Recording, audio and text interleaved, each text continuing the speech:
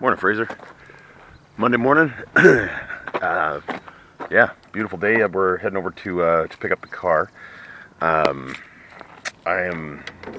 very sorry to hear that you're not doing well this morning. I'm sorry that I know you've been falling and stuff, and I know it's been a bad week or two.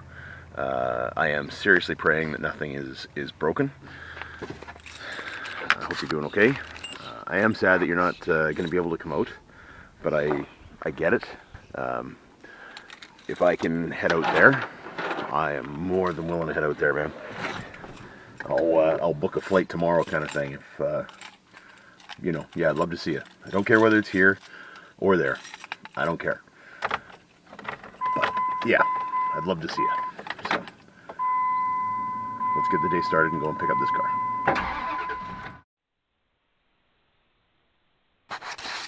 So found the video. There comes the beast. The beautiful, beautiful beast. Man, it looks nice on that flat deck. So I'd cleared out the boat out of the way. Cleared out Jack's car. Here they are just bringing it in. Now again, they're using the flat deck, and they're going to use the flat deck, and they're absolutely amazing the way they do it here. These guys are professionals and know what they're doing. They basically bring it down as far as they can. They unhook the front and then go from there. But the whole thing was very, very quick. I was really impressed, surprised, and impressed. I mean, I've seen a lot of tow trucks and a lot of tow truck drivers in my day. I've never seen anybody do this. It was well done. There's Tim, loading up trying to load up the car, the front tires with air. The passenger side took air, but the driver's side didn't at all. So that one's still not going to help. It's not going to run. It's not going to turn. So they get it right down as far as they can. He loosens up the back chain there. See those things that she's got? Those are those slides. It's again, it's like a wheel chock on the back, but it's got that plastic ramp thing going on underneath. It's like a wedge, banging it in underneath the tire that's not moving, and it doesn't matter. He's already sprayed it with the soapy water, and basically just pushing it right. He's releasing the cable so that it's allowing it to come down slow, and it gets just the front tire is just off the ground, and now he's going to start playing. I'm in there pretending to help. Yeah. And I didn't see her put that wheel chock down because I was on the other side. But she put a wheel chock down, like he's getting there, and put it down right in front of or behind, I guess, the driver's side front tire. And so that was kind of wedging it in. So you see she's taking it out. He's pushing it forward. She puts it back in. And then he's going to back up the deck again. And it's going to keep the car in place. It's really, really slick. They just did a great job. I'm doing the voiceover because the cameras that I have out there don't have sound, so just the video. But man, they're just smooth, right? Sam's in there like a dirty shirt again, messing around with the wheel chock for them. But even now, like, okay, yeah, he needs the wheel chock again, but he's just playing with it. It's like he's playing a guitar or something like that. He's just knows what he's doing. Very impressive. And you know what? It's off and it's done. Well done. Good on you. Very, very impressive. Nice guy. Knew what he was doing. I was in panic mode, dude, just to try and, make sure that it was coming off and, getting here and getting the stuff ready and all that sort of stuff. We happy? Oh, yeah. We're happy. Yeah, but it was impressive because this back wheel doesn't turn right now. Tim's going to work on that, but, Did the other one turn? Yeah, the other one turned. Oh. He said the other one was turning fine, or she said the other was turning fine. I'm surprised this thing took air. Yeah, no kidding. Like, and it's actually kind of holding it. Yeah. Yeah, it's cool. This is the beast. This is the beast.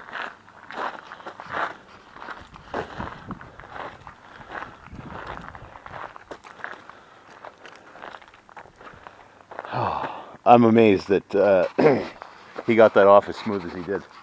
Again, I'm sorry I didn't get it on video, but oh, you know what? I might have it on video. Cameras. We'll see.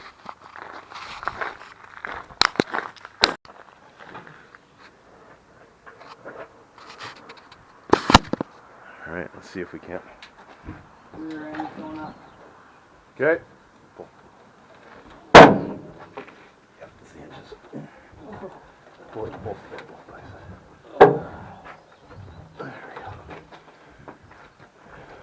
go. No. That's actually really that's a big engine, dude.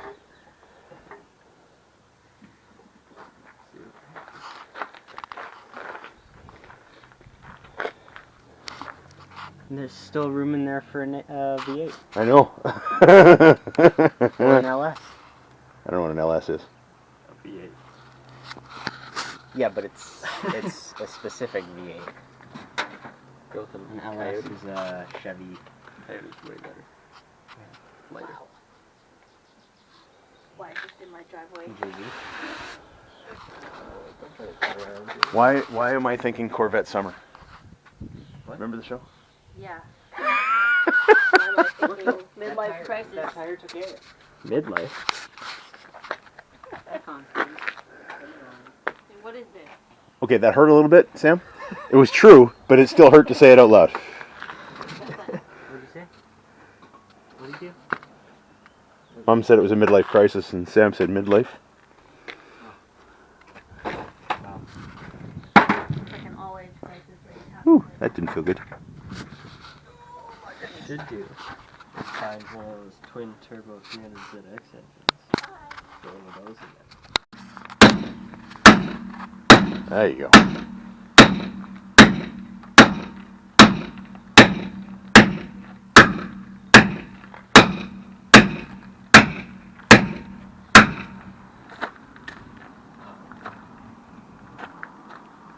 Give me that, bang it for a bit. Yeah. Okay. It's good because I really didn't want to. It was more of a faux offer than anything else. Yeah. What would make this easier is if we had 2 volts that would fit in those bolt holes that are threaded. Because then you can run them in a little bit. Yeah. Smash it. Run them in a little bit more. Smash it. That tire will be fine. We'll just bang out the flat part, and it should be fine, right? Bang out the flat part. Just toss some air in it. Dude. Oh, hey, there we go. Got the hood off. What's that? Full information right there. Yeah. Sam already found that, actually. Oh. Sorry. No. I wasn't there for that. No, you weren't. My You bad. wasn't.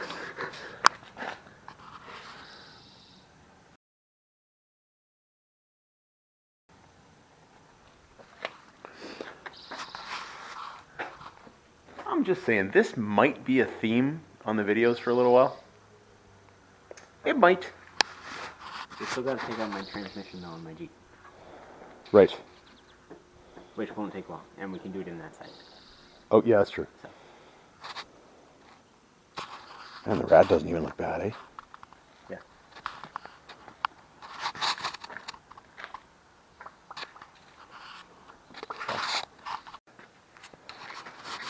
So I'm going to say we all the time, and it's more the collective we, the royal we, which means all of us.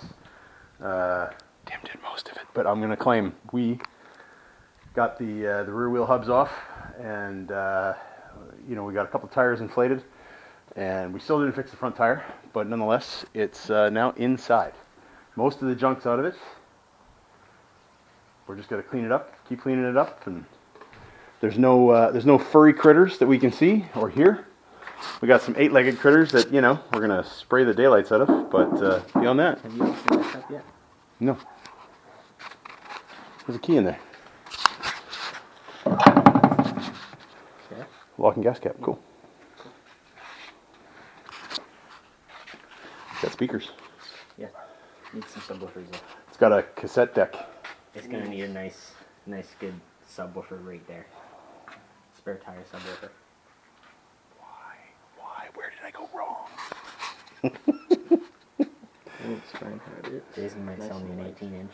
Or 15-inch, I mean. Let us get it running before we do anything else. Nothing like that for now until we get it running and doable.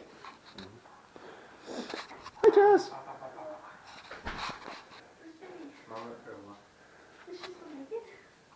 Is she what? She was a naked baby. Oh, I thought you were talking about Allie. I thought is Allie still naked? No, she's out walking on the street. I don't know what's going on.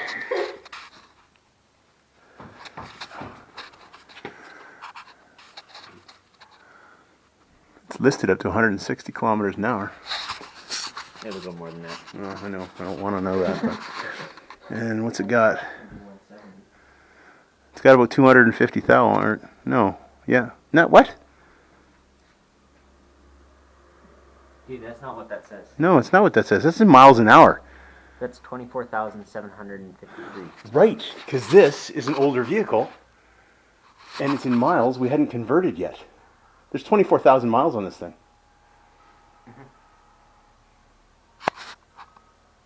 It That's hasn't nuts. been run that much. Sure. I thought it was 160 kilometers. It's 160 mile an hour. Oh, I thought you were talking about the mileage. Well, I was too, because I was looking at both. It hasn't been. What do you mean, like 24,000 miles isn't that much. Speed. 24,000 miles is 38,600. Yeah. Yep. This has like nothing on it. Yeah. I've got brand new cars at work that have like 110,000 on it already. Yikes. That's crazy. Okay, repeat after me. It says it does 204 Mile an hour, max. kilometers. How much? What? 204 kilometers an hour is the top speed of these things. Okay. So that's about 150 mile an hour. Yeah. Anyway, can we repeat after me? Garage find.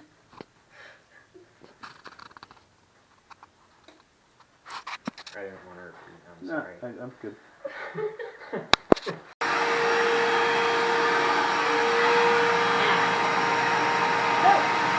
That's not funny. You know what else isn't funny? Only taking one something really heavy. No, I'm stuck on the leg, actually. Excellent. Right outside, anywhere out there. We found a nest in there. There's nothing in it, but it was definitely a nest.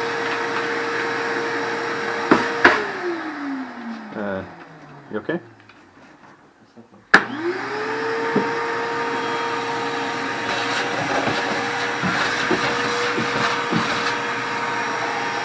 Yo, whatever this carpet thing is, right there, Oh yeah? nasty. Yeah, that's all gonna have to come out. All the rotten floor? Well, the carpet underlay thing. Oh, yeah. That's gonna have to come out for sure. That's a seatbelt. There's a door handle there. The door handles are so low. No, that's not the door handle. Door handle? Dude, that's the door handle. That's the door handle. That's cool. It's so low. Huh? Look at how low the door handles are on the inside.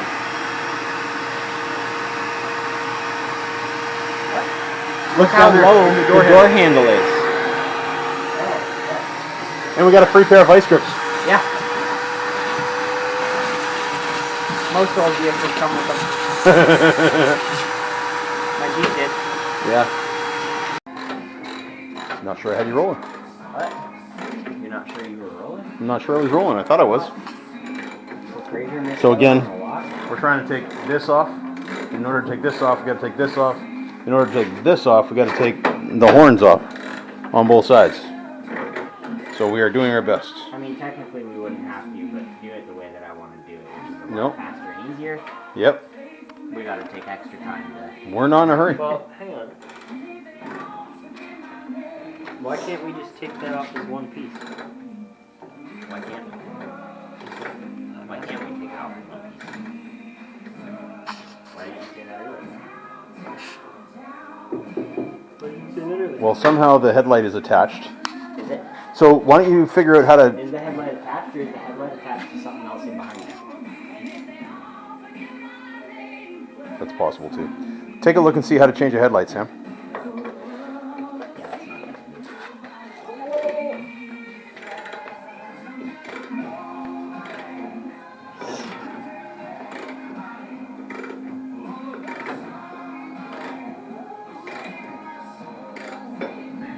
I would suggest that we replace the steering shaft, because that steering shaft is probably pretty crusty in the U-joint portion of it. And also the axle U-joints. Hey, what? The axle U-joints. Oh, I'm sure we need to do all that stuff, yeah. I don't trust U-joints after they've sat for a while. Don't blame you.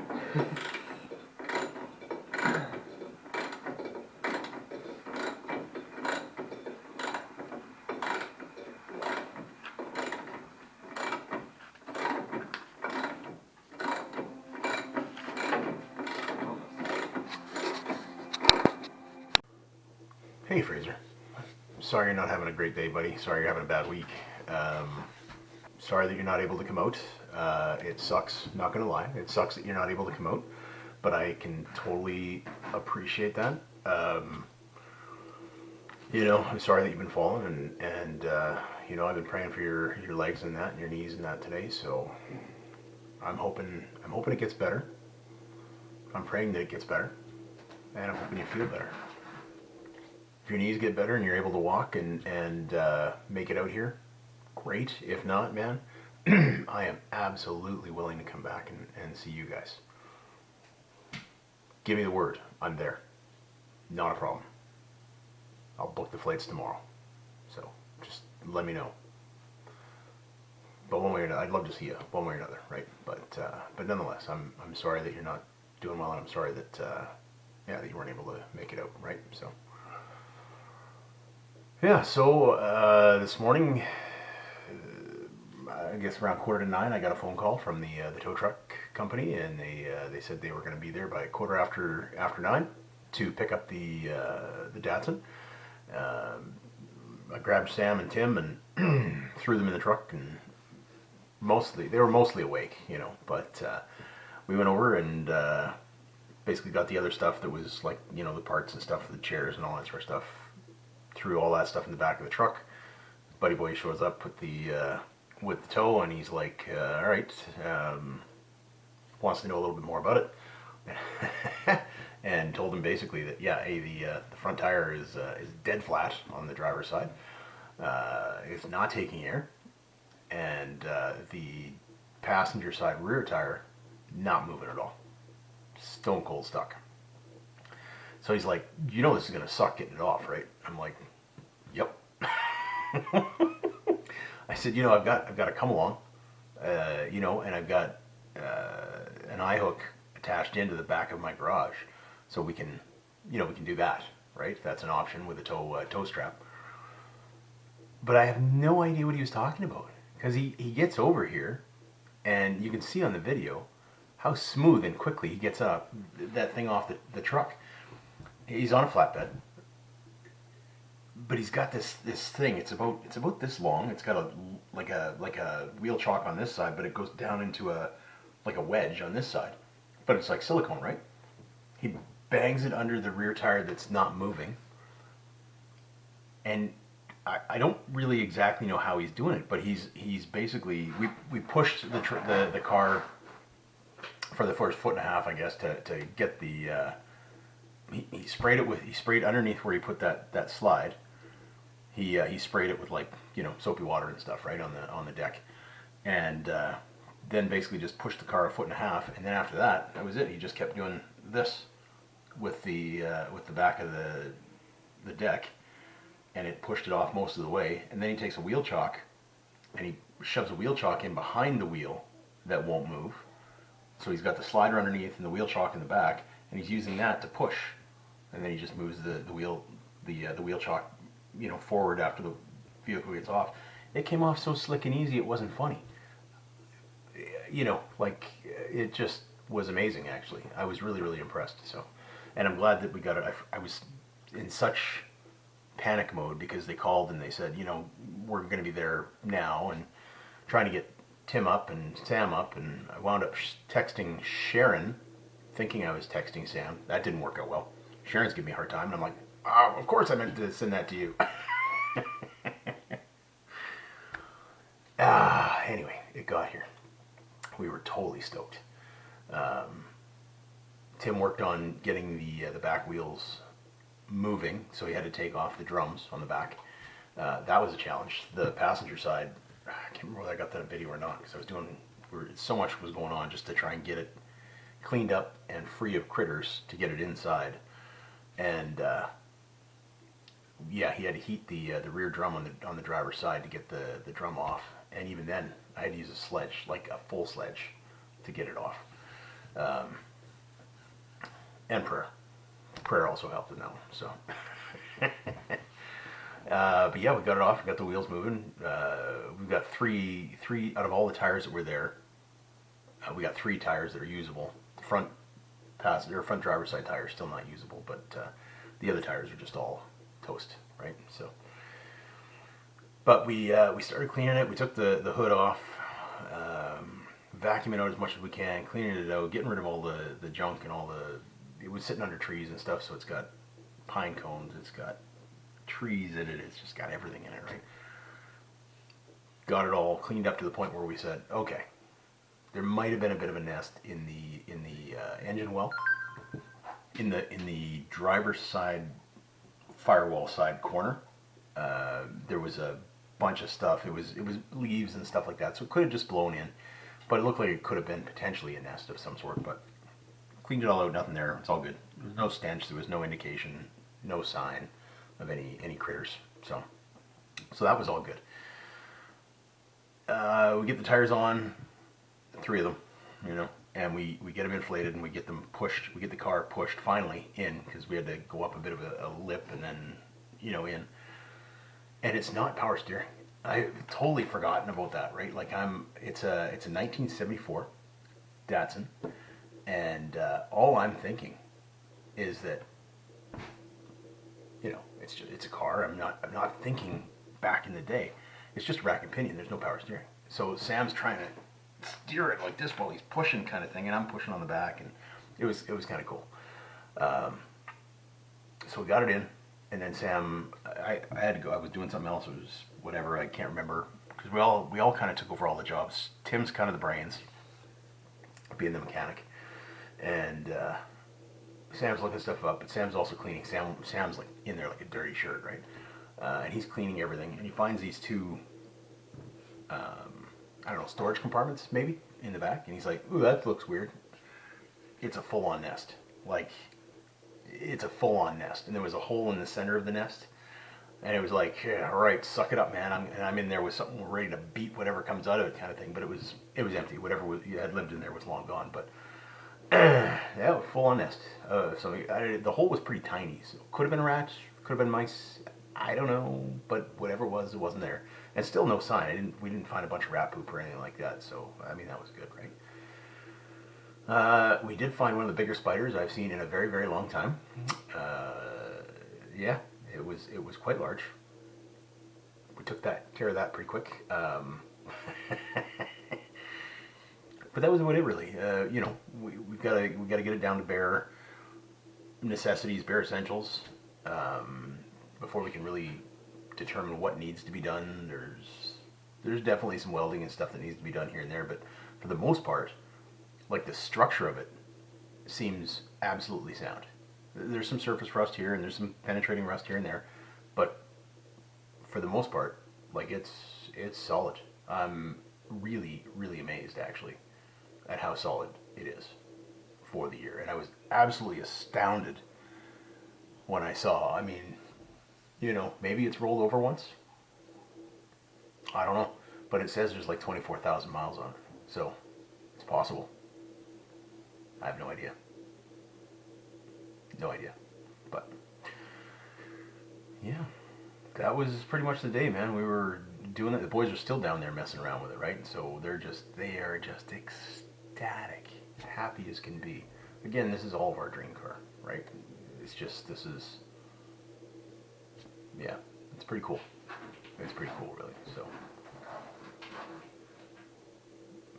yeah, this is definitely a God find, right? This is my dream of finding that. You just don't find that anymore. It's just not possible. And in all honesty, I'd given up on that dream. It was just like, okay, it was nice. It was a pipe dream. It was nice, but whatever. But yeah, the fact that it's sitting in our garage and we're working on it together as a family, like, it's really cool, right? So we are at Romans 2. You, therefore, have no excuse, you who pass judgment on someone else.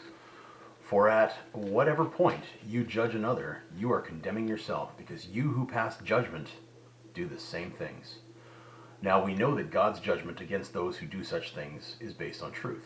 So when you, a mere human, pass judgment on them, and yet do the same thing, do you think that you will escape God's judgment? Or do you show contempt for the riches of his kindness, forbearance, patience, not realizing that God's kindness is intended to lead you to repentance? But because of your stubbornness and your unrepentant heart, you are storing up wrath against yourself for the day of God's wrath, when his righteous judgment will be revealed. God will repay each person according to what they have done. To those who have persisted in doing good, seek glory, honor, and immortality, he will give eternal life. But to those who are self-seeking and who reject the truth and follow evil, there will be wrath and anger. There will be trouble and distress for every human being who does evil, first for the Jew, then for the Gentile. But glory, honor, and peace for everyone who does good, first for the Jew, then for the Gentile. For God does not show favoritism. There is none righteous, not one. The only one who was ever righteous is God himself, who came to earth in the form of Jesus Christ, died on the cross, shed his blood for us, 3 days later rose from the dead. That's it. He's the only one worthy. He's the only one worthy to be in heaven. And yet, even though everything I read yesterday and everything I read today, and what he was writing today, he was writing to the church, right? He was writing to Christians. They were judging. They were doing all that kind of stuff.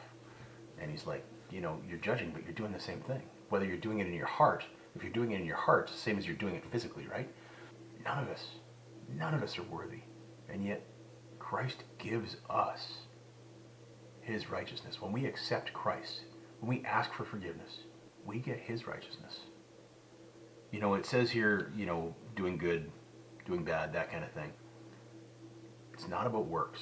You can be as good as you want and do as many good things as you want, but you cannot get into heaven without Jesus Christ. You can't.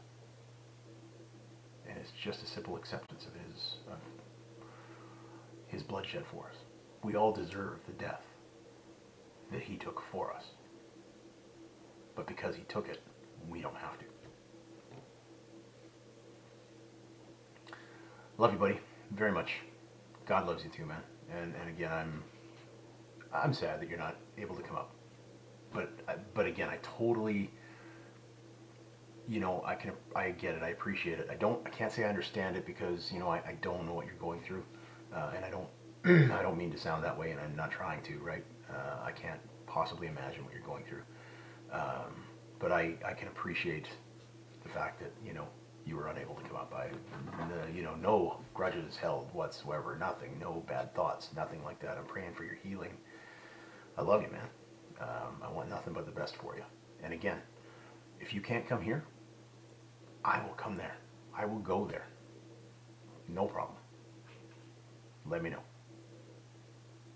I will post more tomorrow, buddy. I'll talk to you then.